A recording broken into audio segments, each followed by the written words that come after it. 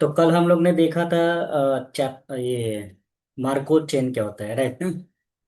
आज देख रहे हैं उससे रिलेटेड एक चीज है क्या, चैपमैन थ्योरम। तो चैपमैन थ्योरम इसका पूरा नाम होता है चैपमैन कोलमोगोरोव थ्योरम, लेकिन शॉर्ट में इतना याद रखो, चैपमैन। ओके। तो अगर मान लो कोई मार्कोव चेन है,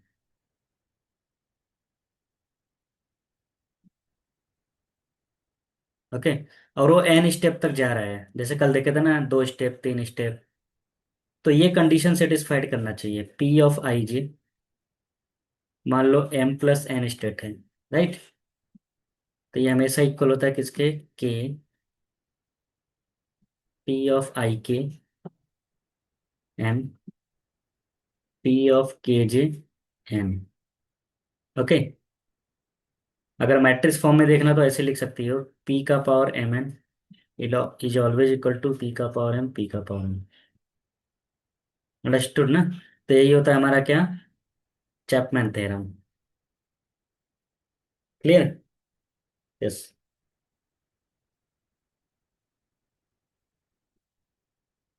ये देख लो, फिर एक क्वेश्चन कराते हैं।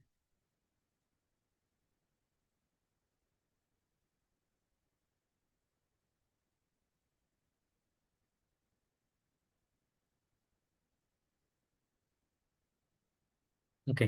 अब इसमें एक होता है initial probability. Initial probability, right. Initial probability क्या होता है, total probability for Markov chain.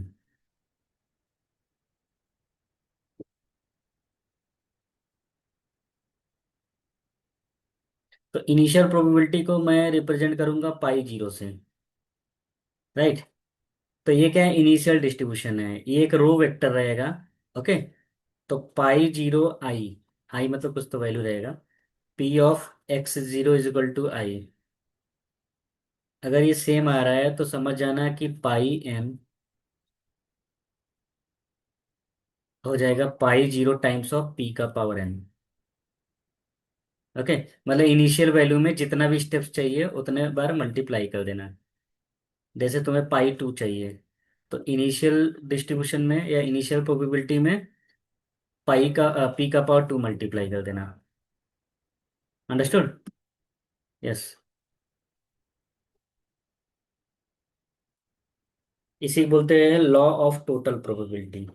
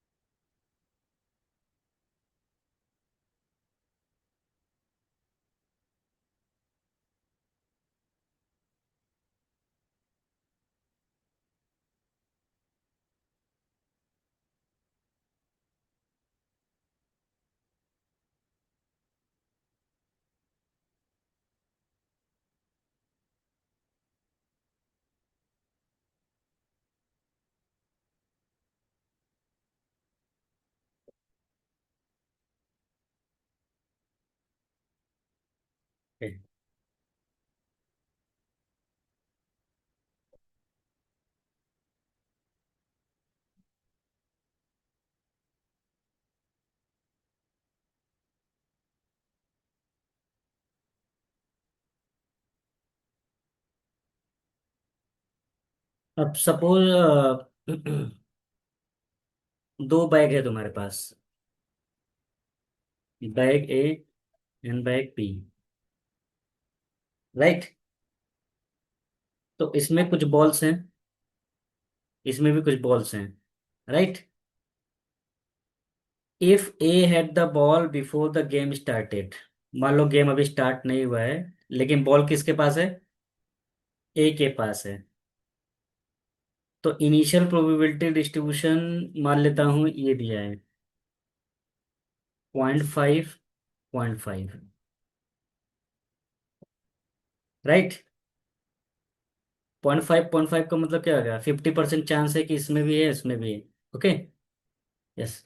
But अगर तुम लिख रहे हो 1 और 0, इसका ना 100% चांस है कि बॉल इसमें है और इसमें नहीं है। ओके। अंडरस्टूड ना। इसका मतलब ये हो गया कि ball starts in A with certainty, 100% sure है कि ए में बॉल है और वहां से स्टार्ट करेंगे। राइट। अगर मैं इसको ऐसे लेट सपोज पी ले लेता हूं मैं।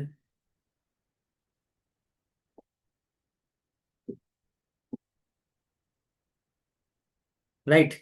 और पाई जीरो मैंने ये लिया है, 1 0। तो पाई वन का वैल्यू क्या होगा? Pi zero P. Pi zero क्या हो जाएगा?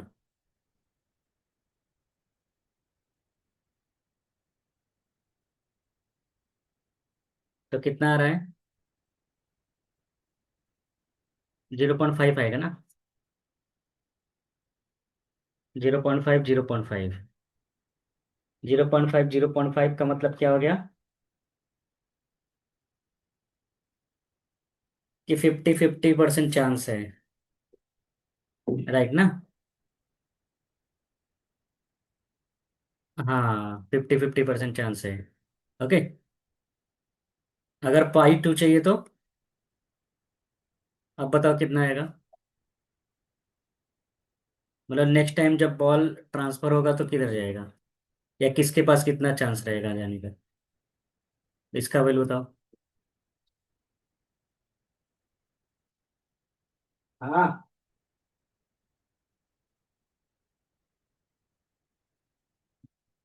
कुछ नहीं कहा होगा। क्या वही बोलूं?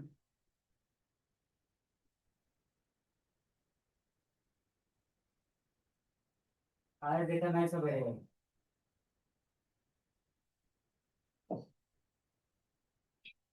अरे जाएगा।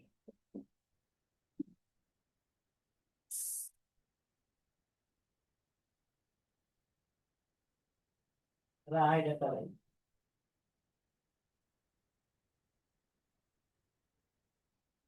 चलो ठीक है, अच्छा है तो बात है।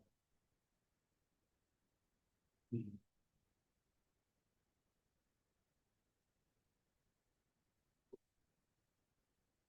ठीक है, करेंगे ज्यादा करेंगे। हाँ, पर क्या होगी?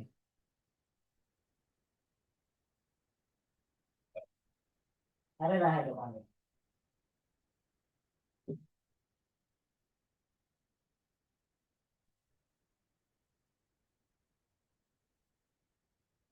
आवाज ना होता चलो। ज्यादा कल आएगा सर। अरे नहीं। मेरा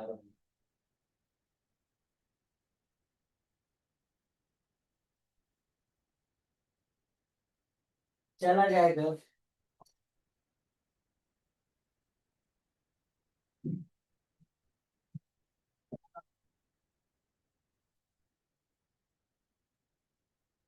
चलो ठीक बात है, चलो।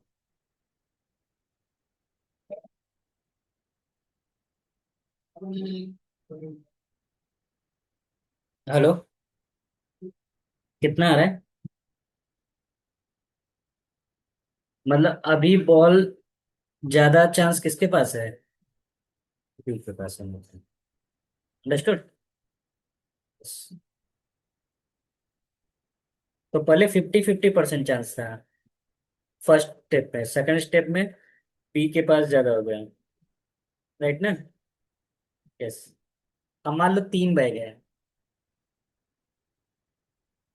ओके, ये मैं मिटा दूं।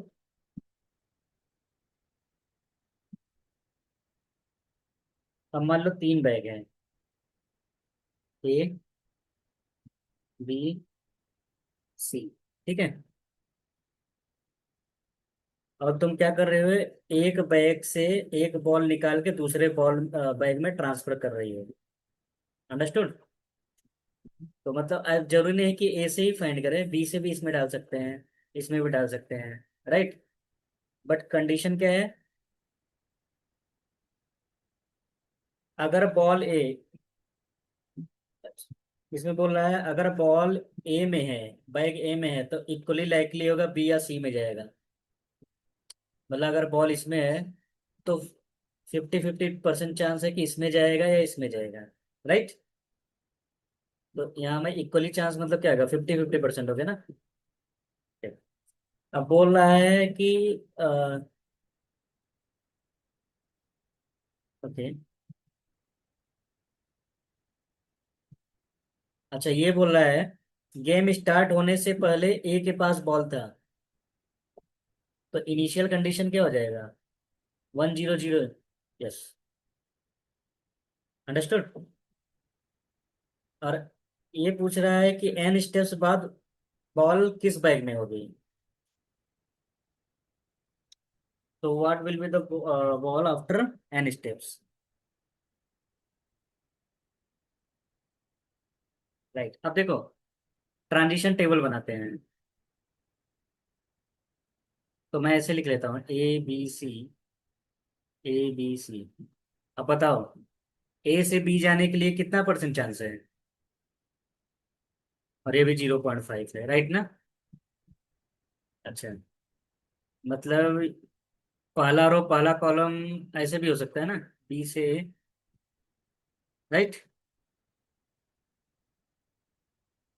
इंफॉर्मेशन, हाँ ठीक है, ऐसा देख लो। अगर बी के पास है, राइट, तो बी के पास, ए के पास और सी के पास जाने का 50-50% चांस है। सिमिलरली सी के केस में भी वही होगा, सी को खुद को छोड़कर बाकी सबको होगा। मतलब डायगोनल में 0 हो गया और ये उसका। अंडरस्टूड।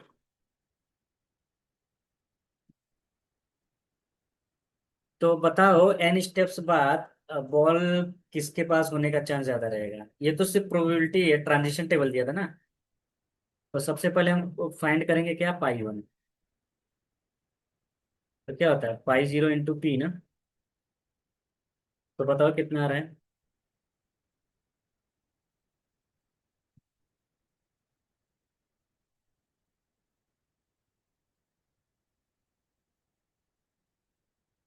तो ये क्या है, गेम स्टार्ट होने से पहले ए के पास था, अभी ए ने भेज दिया, 50-50% चांस है, तो बताओ क्या वैल्यू आएगा?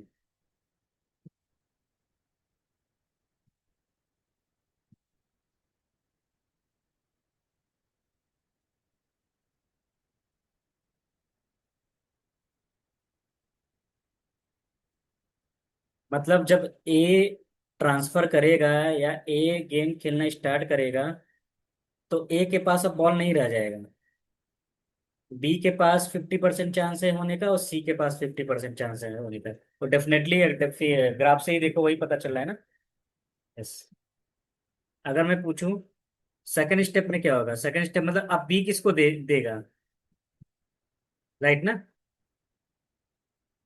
तो π1 × p करेंगे।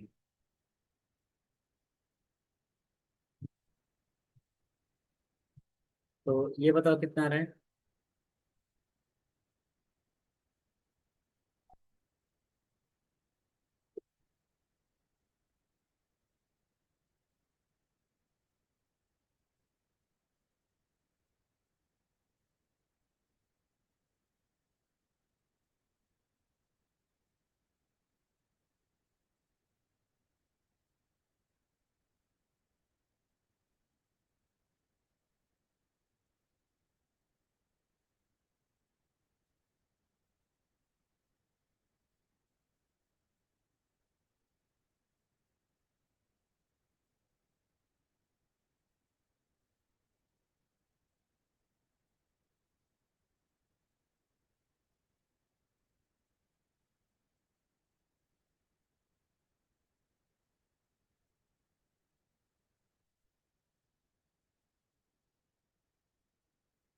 ये 0.5 आ रहा है कि 0.25 आ रहा है?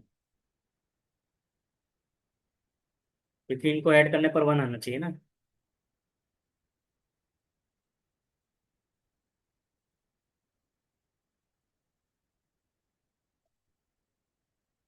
क्योंकि पॉइंट, ये मल्टीप्लाई करने का 0.25 हो जाएगा। तो अब देखो जब बी ट्रांसफर करेगा, राइट ना, जैसे ए से गया बी के पास, अगर बी के पास बॉल है, ऐसा नहीं कि है ही, 50% चांस था है। अगर बी के पास बॉल है तो ए के पास होने का चांस है 50%, और बी के पास होने का चांस है सॉरी, सी के पास चांस होने है 1/4, 25%। और बी के पास खुद होने का चांस भी 25% है।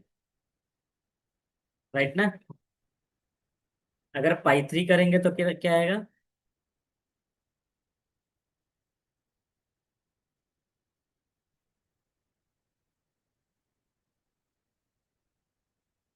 तुमसे यहाँ पूछा था after N step, N step what is the probability steady state, इसको बोलते हैं स्टेडी स्टेट। या ऐसे पूछ सकते हैं,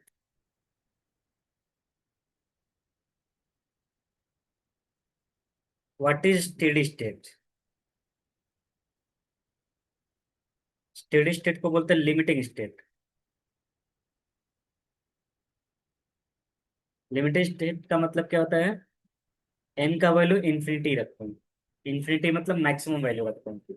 तो अभी तुम पाई 1 फाइंड की, पाई 2 फाइंड की, पाई 3 फाइंड करो, बताओ कितना आ रहा है। जब तक क्वेश्चन नहीं सॉल्व करोगे नहीं समझ में आएगा क्या है ये।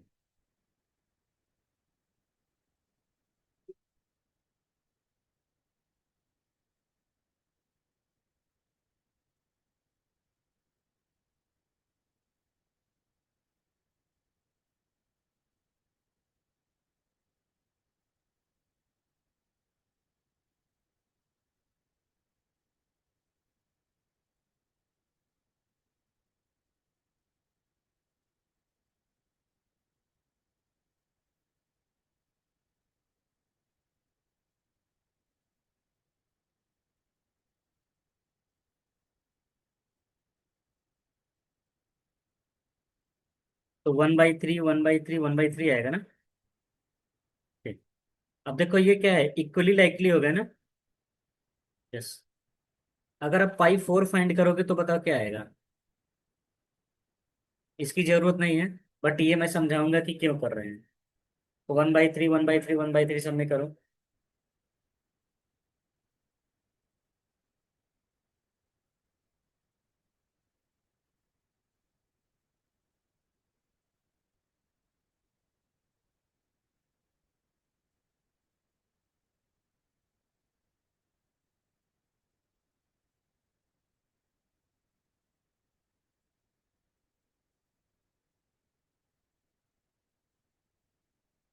सेम आ रहा है ना 1/3? तो अब ये रिपीट करेगा। अब चाहे पाई 5, पाई 6, पाई 7 निकालो, तो इसी को बोलते स्टेडी स्टेट या लिमिटिंग स्टेट। मतलब एन का मैक्सिमम वैल्यू क्या होगा कि वो क्या हो जाए, इक्वली लाइकली हो जाए। इक्वली लाइकली को क्या बोलते हैं? डिस्ट्रीब्यूशन क्या हो गया? यूनिफॉर्म हो गया। यूनिफॉर्मली डिस्ट्रीब्यूटेड हो गया। यूनिफॉर्मली डिस्ट्रीब्यूटेड का मतलब क्या होगा? ए के पास होने का और 1/3 चांस है, बी के पास 1/3, ठीक है। इसका मतलब 3 स्टेप करने के बाद, राइट, इक्वल चांस हो जाता है कि किसके पास बॉल है। And this is called steady state. और इसको लिमिटिंग क्यों बोलते हैं? क्योंकि एन का मैक्सिमम वैल्यू तुम्हें नहीं पता है ना। वो तो मैं ट्रायल एंड एरर मेथड से, मतलब एक एक स्टेप करके देख रहा हूँ। तो उसे बोलते हैं लिमिटिंग स्टेट। लिमिटिंग का मतलब है मैक्सिमम एन का वैल्यू क्या रखे हैं कि function distribution becomes equally likely. तो 3 पे ही तुम्हें मिल गया, राइट ना? यस।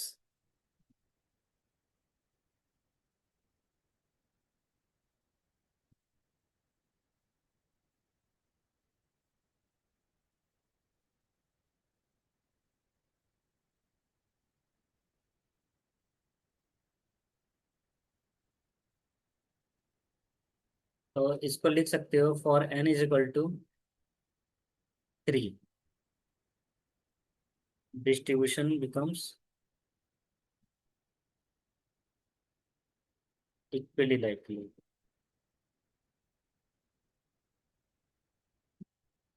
सबके पास सेम चाहे, आप चाहे जितना करो, पाई 5, पाई 6, पाई 7 जो भी निकालोगे ये रिपीट करेगा।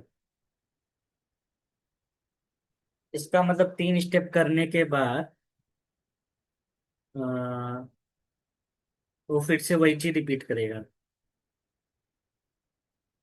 बस स्टार्टिंग में क्या होता है, चेंज होता है। ओके।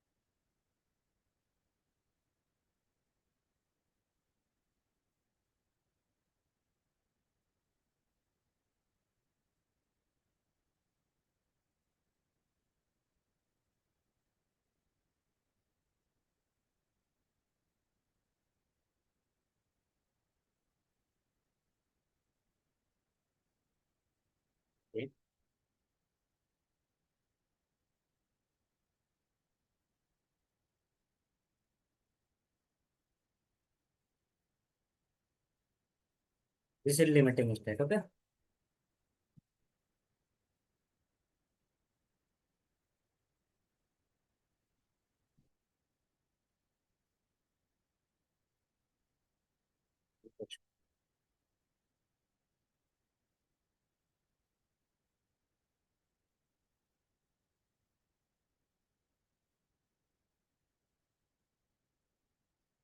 देखो, दो स्टेट है लेता हूँ मैं।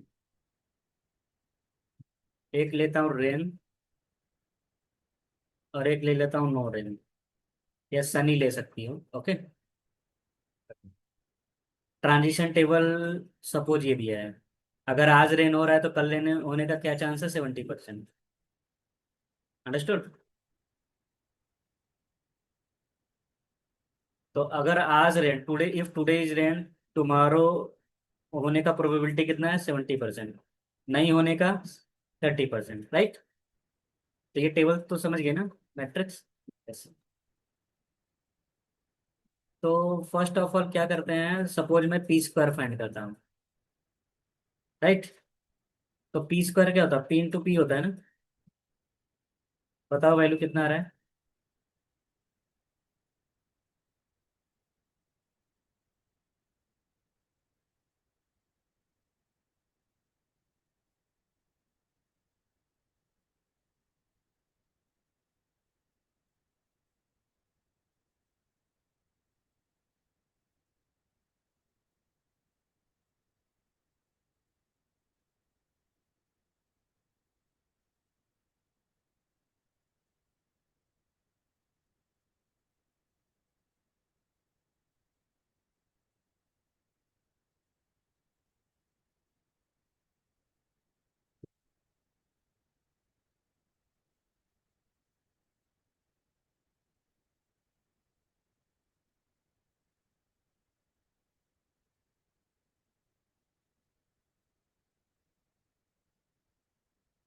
तो this is 0.61, right.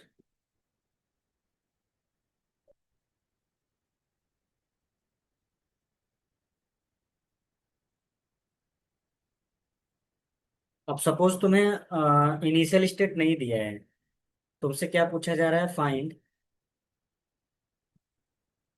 Limiting distribution या steady distribution. Okay.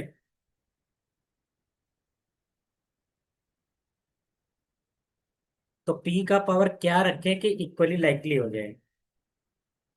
Understood. Yes.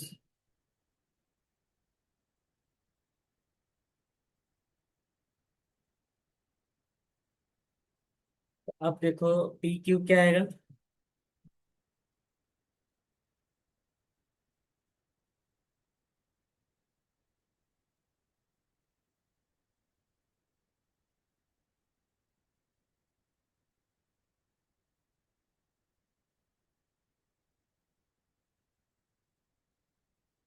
P आ रहा है 0.58, 3, 0.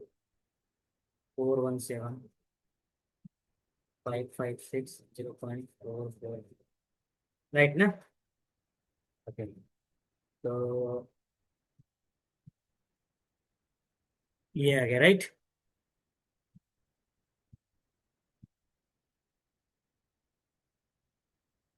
तो अगर आज बारिश है, आज रेन है, तो कल भी रेन होने का इतना परसेंट चांस है। और आज बारिश नहीं है तो कल रेन होने का इतना परसेंट चांस है, राइट ना? तो ऐसे P4, P5, राइट, निकालेंगे तो ये किस वैल्यू पे हमारा इक्वली लाइकली होगा? तो यहाँ देखो, इसको हम बोलते हैं लिमिटिंग। एन का वैल्यू क्या रखे हैं? एन का वैल्यू इन्फिनिटी नहीं होता एक्चुअली में। 4/7, 3/7, 4/7, 3/7। तो देखो यहाँ इक्वली लाइकली आ गया ना, सब एक जैसे आ गया ना। तो यही एन का वैल्यू हम फाइंड करते हैं। तो अगर 5 पे 6 पे नहीं मिल रहा है तो एन का वैल्यू इन्फिनिटी पे मिलता है कभी कभी। तो इसी को हम क्या बोलते हैं? Limiting distribution. ओके। एन का वैल्यू देखो, ये 10 रखोगी जब, तो यहाँ मिल जाएगा। तो 10 के लिए क्या चाहिए? P9 P चाहिए। तो ऐसे करते करते वो 10 पे मिल रहा है। तो एन का मैक्सिमम वैल्यू क्या होगा? 10 होगा। अंडरस्टूड? तो 10 पे ये वैल्यू इतना मिल रहा है, राइट? तो इक्वली लाइकली है ना, इधर से भी ऐड करने पर बना रहा है, इधर से भी ऐड करने पर बना रहा है। तो कितनी, मतलब ऐसे बोल सकते हैं कि 10 दिन बाद, after 10 days, after 10 days you can say, अगर नाइन्थ नाइन्थ डे बारिश हो रहा है तो 10th डे 100% चांस है कि बारिश हो। सेम सेम इक्वल आ गया ना?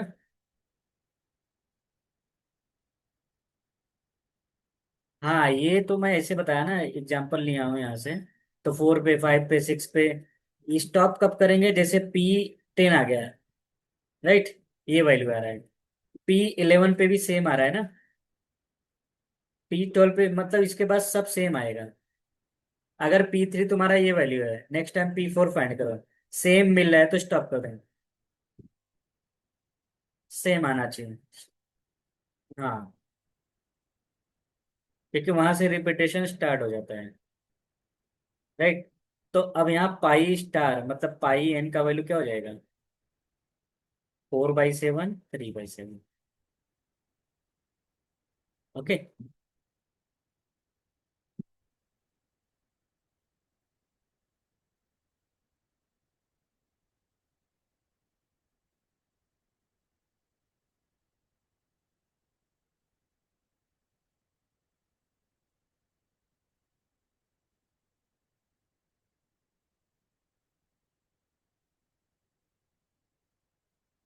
दो वैल्यू है ना, 2 × 2।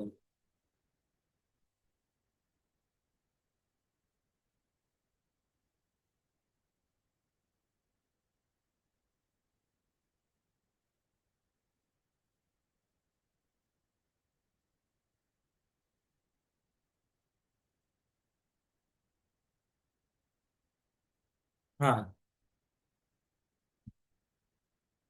नहीं। हाँ,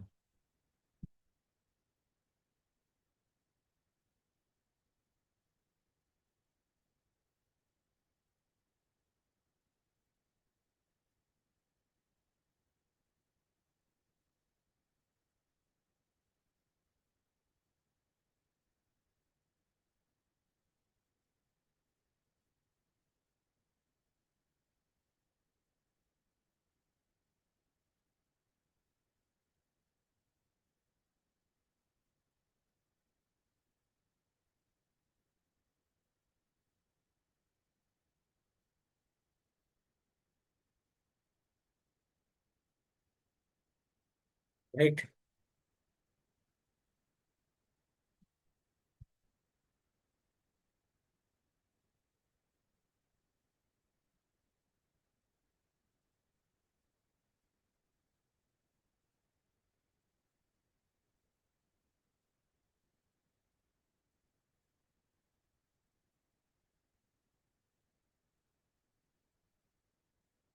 अच्छा, अगर तुम्हें ये फाइंड करना रहेगा तो ये सब भी करने की जरूरत नहीं है, ठीक है।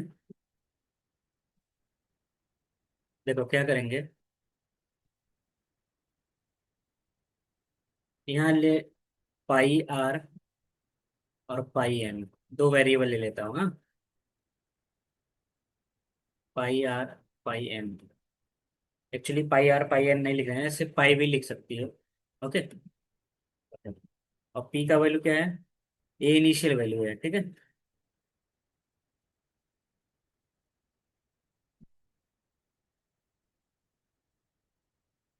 तो पाई आर इज इक्वल टू क्या होगा?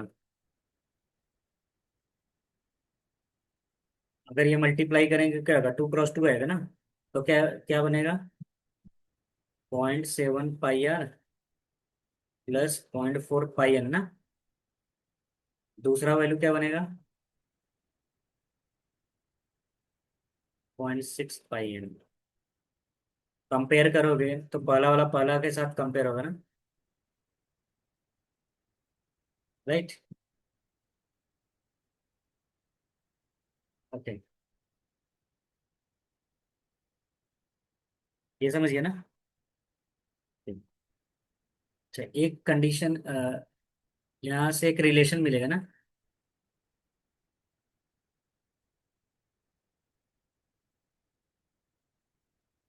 तो ये कितना हो जाएगा? 0.3 ना। 0.4 पाई एन। राइट। अच्छा, एक चीज और। पाई आर पाई एन जोड़ने पर हमेशा क्या आना चाहिए? 1 आना चाहिए। अंडरस्टूड। अब दोनों को सॉल्व कर लो। इसको मैं क्या लिख सकता हूँ? ये अब कैसे भी ये तुम कैलकुलेटर यूज कर सकती हो, ओके। तो इसको मैं लिख सकता हूँ 0.3 pi R minus 0.4 pi N is equal to 0। तो बताओ पाई आर का वैल्यू क्या आ रहा है? पाई एन का वैल्यू क्या है? You can use calculator.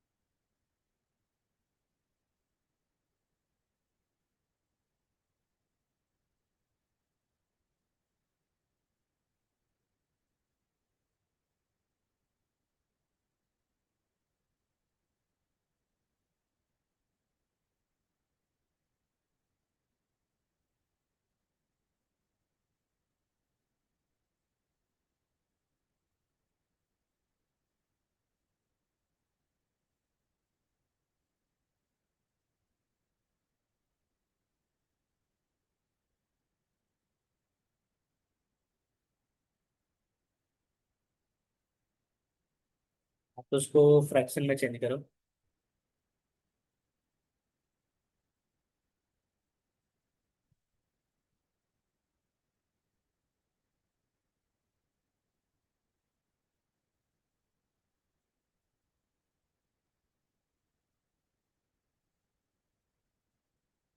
उसको फ्रैक्शन में चेंज करो, कितना है? 4/7 3/7 आ रहा है ना।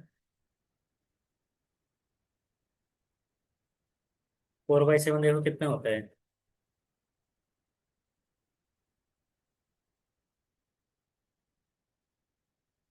सेम चीज आ रहा है ना। तो यहाँ से तुम्हें मिल गया। राइट।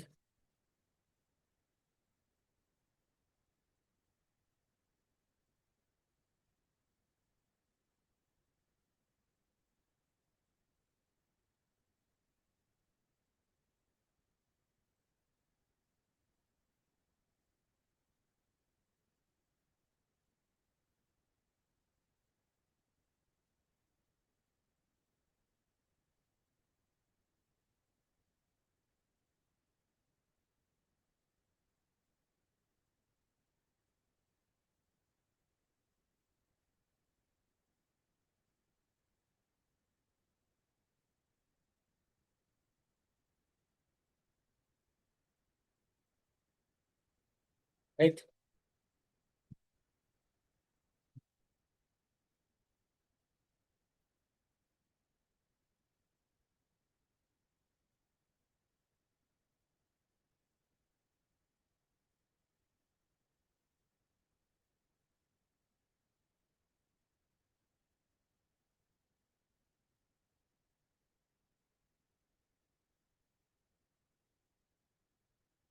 ओके।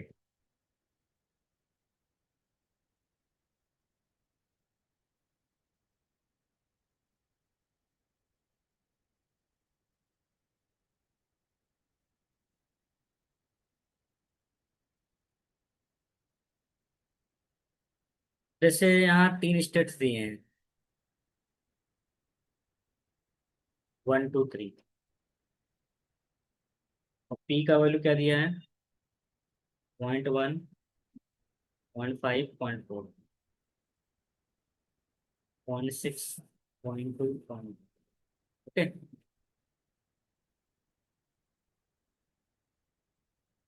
0.3। अंडरस्टूड। वो तो यहाँ दिया है ना।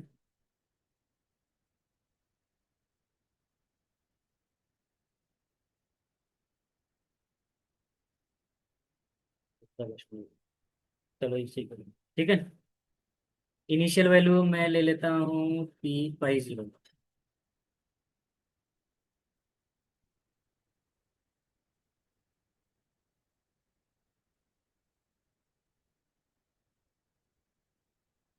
मान लो तुम्हें फाइंड करना है P(x2)=3। अंडरस्टूड। यस। x2=3 का यहाँ x2 है ना। x2 का मतलब तुमको क्या फाइंड करना है पहले? पाई 2 फाइंड करना है। और पाई 2 क्या होता है? π0 × p²। राइट। तो π0 क्या है? और p² क्या होगा?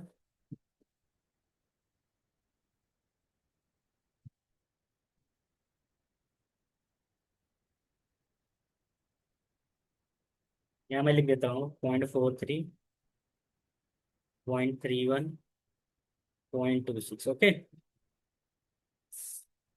0.24, 0.42, 0.34, क्योंकि इनका सम 1 आना चाहिए, राइट।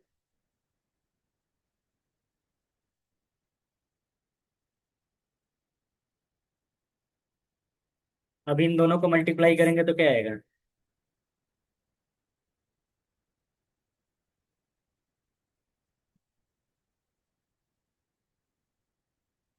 वैसे देखो, इसका तुम्हें क्या बना, इसका मतलब था कॉलम।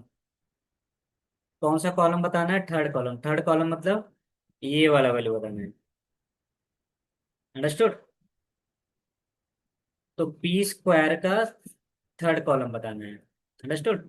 तो थर्ड मतलब इसका मल्टीप्लाई इसके साथ कर दो बस। क्लियर है ना? इसको मैं पूरा नहीं कर रहा हूँ, यहाँ लिख रहा हूँ।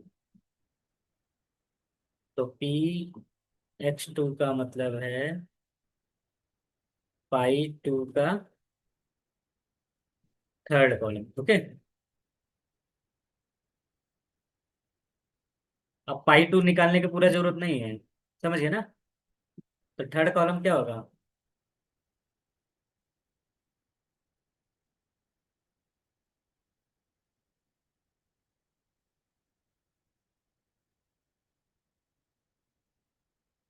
इसका वैल्यू कितना आ रहा है? 0.279। अंडरस्टूड। यस।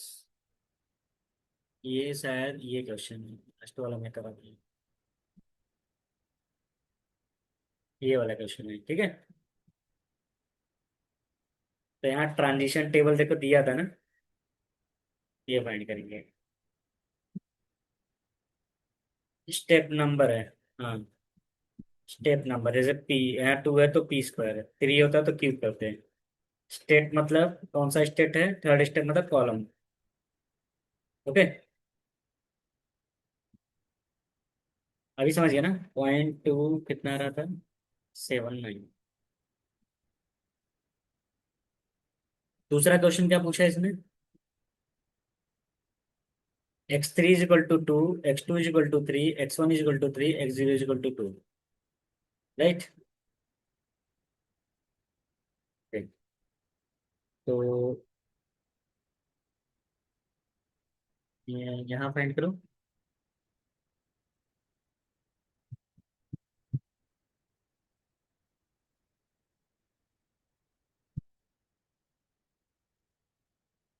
ये नोट कर लो, बताते हैं दूसरा वाला पार्ट।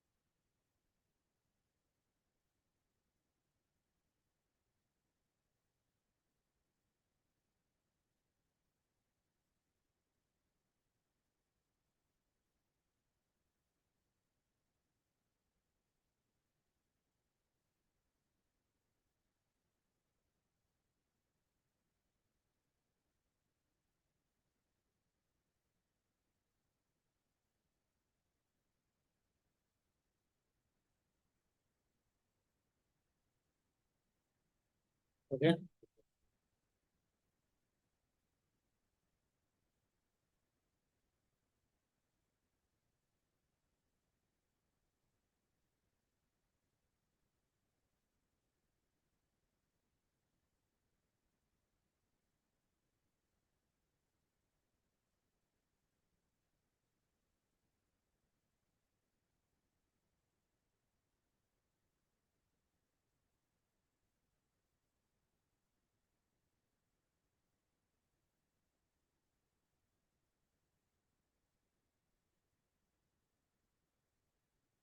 देखो, पाई x3 का वैल्यू क्या दिया है, 2 दिया है ना। ओके।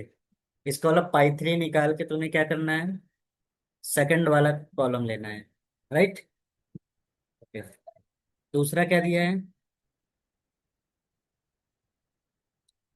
x2 का वैल्यू 3 दिया है। राइट। और दूसरा में क्या दिया है, x2 = 3, x1 = 3। ओके। तो ये एक प्रॉपर्टी होता है, इसको बोलते हैं मार्को चेन प्रॉपर्टी। शायद कल देखी थी। एक बार मैं इसको एक्सप्लेन कर देता हूँ।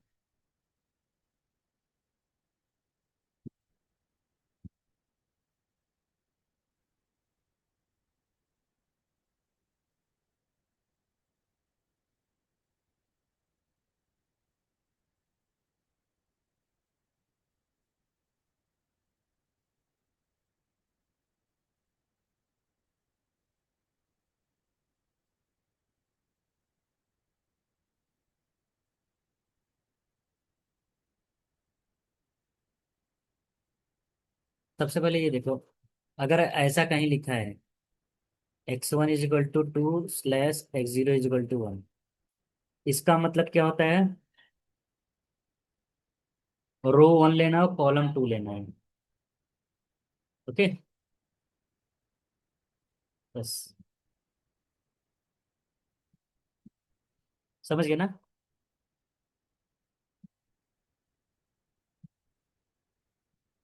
तो यहाँ क्या है, रो 1 और कॉलम 2। बट अगर ऐसा लिख के आ रहा है तो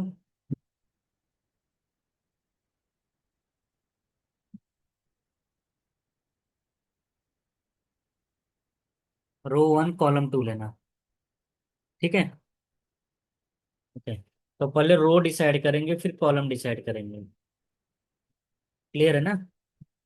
यस। बट इसमें प्रॉब्लम क्या होता है, अ, ये रूल, मैं रूल ही लिखवा देता हूँ, याद रहेगा तुम्हें। देखो, अगर P A intersection B intersection C है, तो तुमको इसको ऐसे लिखना, P of B upon A. Okay. P of C upon A comma B. Clear है? क्योंकि देखो, ए किस पे डिपेंड है, सॉरी सी किस पे डिपेंड है, दोनों पे डिपेंड है ना, ए और बी पे। बी किस पे डिपेंड है, ए पे। ए किसी पे डिपेंड नहीं है। अंडरस्टूड? यस। अब मान लो तुमको फाइंड करना है, अ,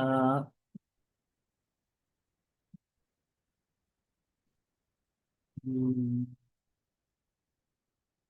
जैसे मैं ये ले लेता हूँ एक एग्जांपल, x0 = यहाँ I0 ले लेता हूँ, x1 = I1 ले लेता हूँ, x2 = I2 ले लेता हूँ, मीन्स राइट। तो इसका वैल्यू हमेशा रहेगा P(x0 = I0), क्योंकि x0 किसी पे डिपेंड नहीं है ना। अच्छा, x1 किस पे डिपेंड है, तो x0 × I1 लूंगा। राइट। x2 किस पे डिपेंड है, राइट ना। तो ये सब मल्टीप्लाई करते जाओ, तो यहाँ I2 का वैल्यू I1 भी लिखेंगे, और यहाँ क्या लिखेंगे, I0 भी लिखेंगे। अंडरस्टूड? क्लियर है ना? यस। सिंपल वर्ड में ऐसे देखो, ये क्या है, पाई 0 है ना, और ये क्या होता है, 0 1। ये क्या होता है, 1 2। ये 2 3, एंड सो ऑन, जितना भी चीज रहेगा मल्टीप्लाई करते जाओ। पाई 0 क्या है, initial probability of starting state. P01 क्या है, transition from state 0 to state 1, right ना। P12 क्या है, transition from state 1 to state 2, and so on. Understood? Yes. हमारा बट क्वेश्चन तुमसे क्या पूछा गया था?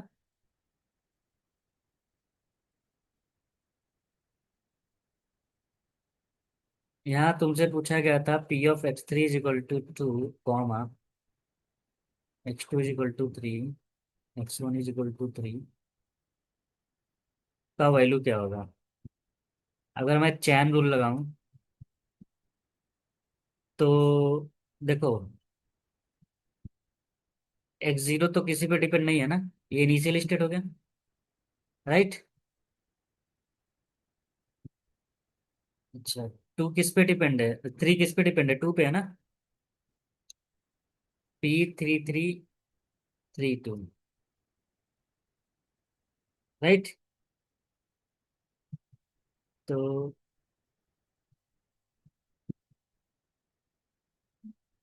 अगर ये रूल याद है तभी भी कर सकती हो तुम, 2 3 3 3 2 3 2। क्योंकि देखो, सिर्फ इसको छोड़कर बाकी 2 3 पे भी डिपेंड है, 3 2 पे भी डिपेंड है, 3 3 पे भी डिपेंड है। ओके। तीसरे स्टेप में, तो ये याद रखना ये पैटर्न। अब तुमको क्या फाइंड करना है, इनिशियल स्टेट। इनिशियल स्टेट का मतलब क्या हो गया, ओरिजिनल पी में दूसरा वैल्यू ना। तो सेकंड कॉलम में क्या दिख रहा है, 2 दिख रहा है ना। नहीं, पाई 02 क्या आ रहा है बताओ, 2 तो नहीं रही, 0.2 है ना। 2 3 का मतलब क्या है, थ्री का मतलब है पी का वैल्यू टू और थर्ड कॉलम, राइट ना। तो टू का मतलब क्या है, पी स्क्वायर ना। तो पी स्क्वायर में थर्ड कॉलम देखेंगे, राइट। अब इसके लिए पी स्क्वायर फाइंड करना पड़ेगा। ओके। अच्छा, पी थ्री थ्री का मतलब क्या होगा, पी क्यूब में थर्ड कॉलम, राइट।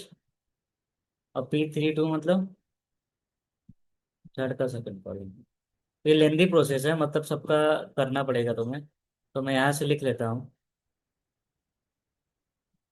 तो ये वैल्यू कितना आ रहा है, 0.2, 0.2, 0.3, 0.4।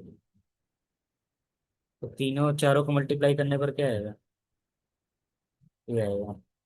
ये थोड़ा सा डाउट वाला है प्रॉब्लम, राइट।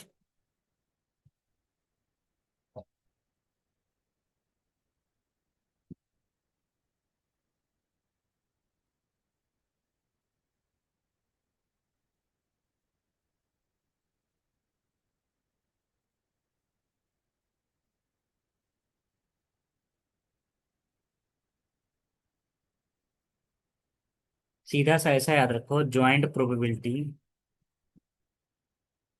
क्या होता है, पाई जीरो मल्टीप्लाई करेंगे, ठीक है।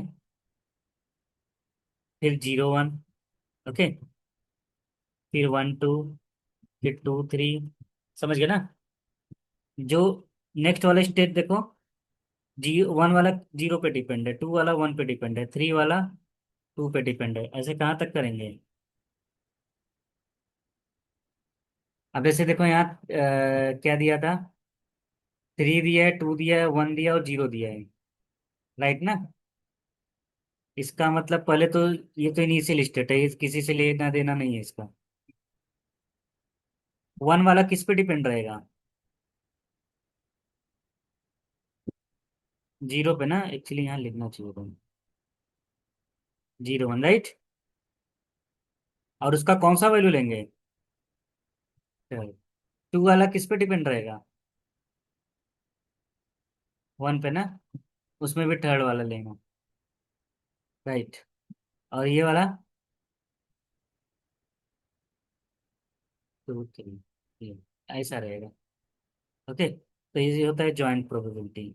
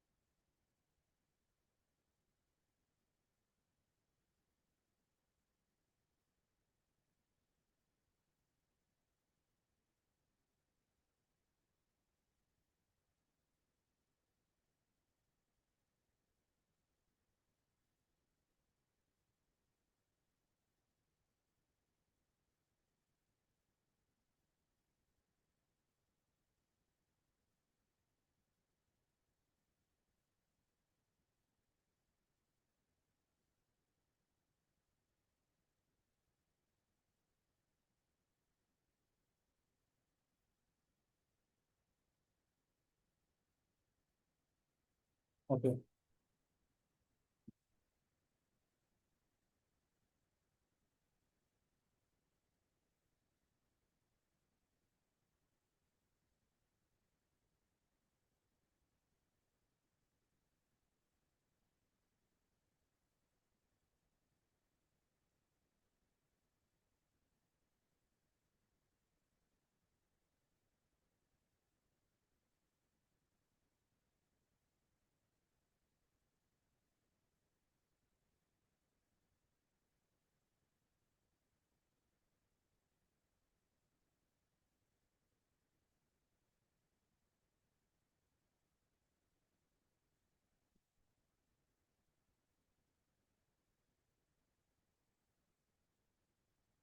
अब देखो एक ट्रांजिशन टेबल दिया है, मैट्रिक्स दिया है। ठीक। सी टी, सी हाफ, हाफ T1 G। तो सी और टी का वैल्यू बताना है। अंडरस्टूड। यस। तो क्या वैल्यू हो सकता है? मतलब मान लो ट्रेन है, कार है। ओके।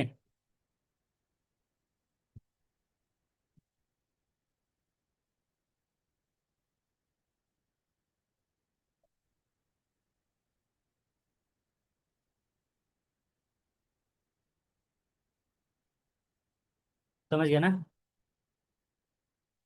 अब देखो, सपोज मैं पाई 0 ले लेता हूँ।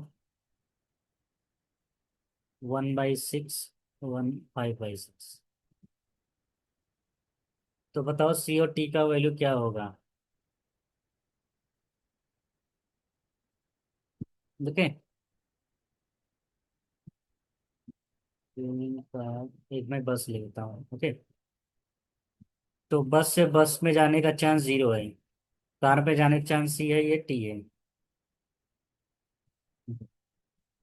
तो तुमको बताया था मैंने, मल्टीप्लाई कैसे करते हैं? पाई 1 क्या होता है? पाई 0 इंटू पी होता है ना। अच्छा। पी का वैल्यू क्या है?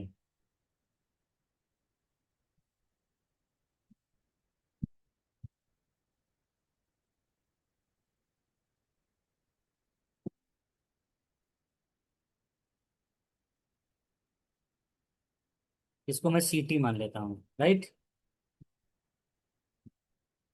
तो पाई 1 क्या हो जाएगा? 1/6, 5/6। अच्छा, पी क्या है?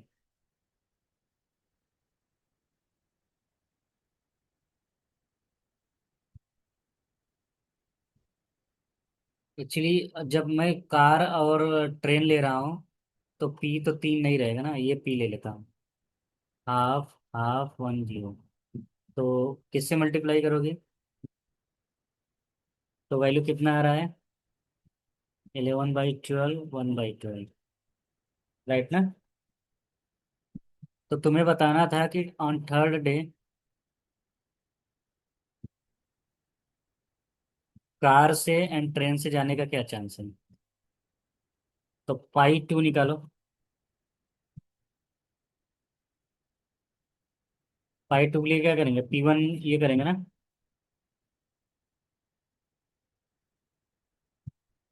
और पी क्या है? तो कितना आ रहा है? हम्म, हाँ, ये जाएगा 11/24 प्लस 1/12, 13/24, राइट।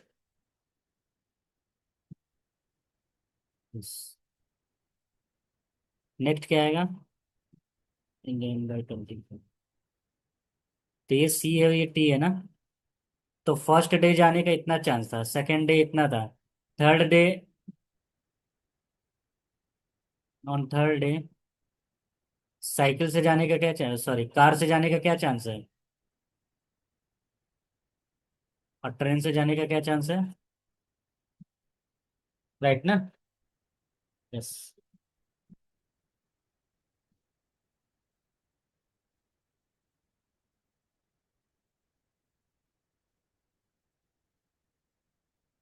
तुम्हारे नोट्स में क्वेश्चन थोड़ा सा ब्लर है, उस समझ नहीं आ रहा है। तो मैं अपने साइड से दे रहा हूँ क्वेश्चन। ठीक है।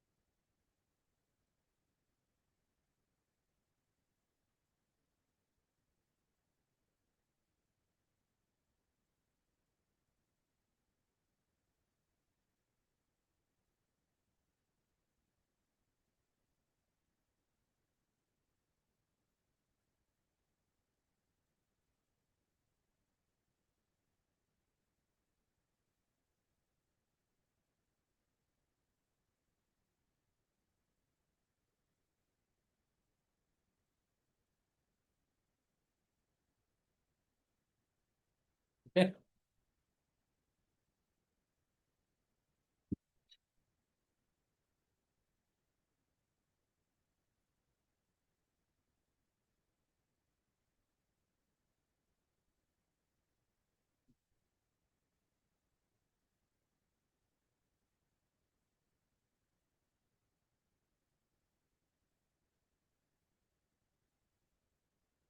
अभी नेक्स्ट टाइम मतलब कल करेंगे मार्को प्रोसेस। ओके, यहाँ से शुरू होगा मार्को प्रोसेस। मार्को चेन खत्म हो गया, तो कल मिलो 9 बजे। ठीक है। हाँ, कल ट्राई करेंगे पूरा ये, क्योंकि ये सब छोटे छोटे टर्म्स। ठीक है, चलो। हम्म, हम्म।